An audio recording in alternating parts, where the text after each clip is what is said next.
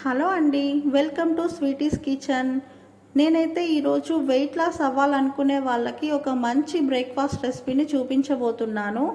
నేను weight loss అవ్వాలనుకున్నప్పుడల్లా ఇలాంటి బ్రేక్ఫాస్ట్లు అయితే ట్రై చేస్తాను. నాకు ఖచ్చితంగా 100% రిజల్ట్ అయితే వచ్చింది. దాన్ని మీతో ఈరోజు షేర్ చేస్తున్నాను. దాన్ని ఎలా చేసుకోవాలో నేను చూపిస్తున్నాను.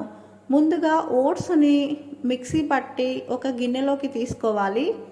అందులో వాటర్ని అడ్జస్ట్ చేస్తూ కలుపుకోవాలండి.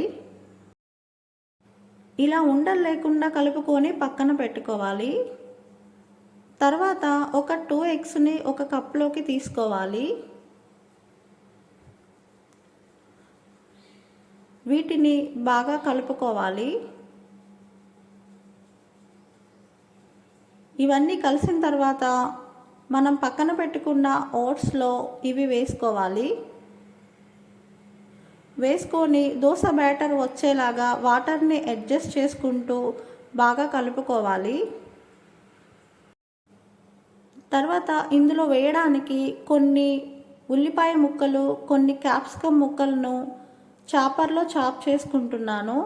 ఇలా చాపర్లో చాప్ చేసుకోవడం వల్ల చిన్న చిన్న ముక్కలుగా దోశలోకి చాలా బాగుంటుంది. ఇలా వీటిని చాప్ చేసుకొని మనం పక్కన పెట్టుకున్న ఓట్స్లో వేసుకోవాలి.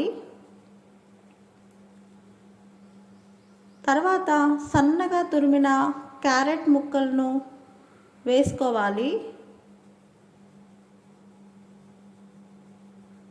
ఇందులోనే ఒక చిన్న టమాటో ముక్కలు, 2 దాకా సన్నగా తరిగిన పచ్చిమిర్చి ముక్కలు కూడా వేసుకోవాలి.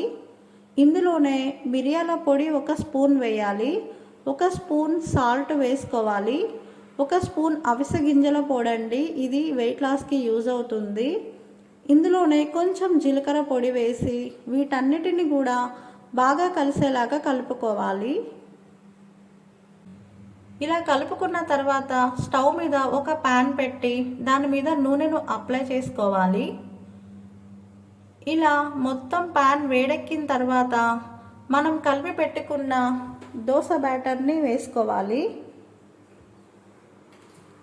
ఇలా ప్యాన్ మీద మొత్తం దోశలాగా వేసుకున్న తర్వాత లో ఫ్లేమ్ మీద ఒక 5 మినిట్స్ వరకు ఒక మూతను పెట్టి దాన్ని బాగా కాలనివ్వాలి. ఇలా 5 మినిట్స్ కాలిన తర్వాత ఆ దోశను మరొక వైపు తిప్పుకొని ఇంకొక 2-3 మినిట్స్ వరకు మొత్తం పచ్చిదనం పోయే వరకు కాల్చుకోవాలి. ఇదంతా కూడా లో ఫ్లేమ్ మీద చేసుకోవాలండి, హై ఫ్లేమ్ అయితే వాడకండి.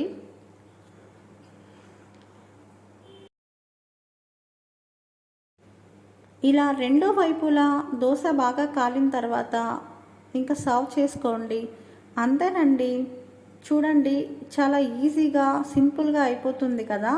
ఇది వెయిట్ లాస్కి అయితే 100% యూజ్ అవుతుంది. మీరు కూడా ట్రై చేసి ఎలా ఉందో నాకు కామెంట్ చేయండి. Bye bye.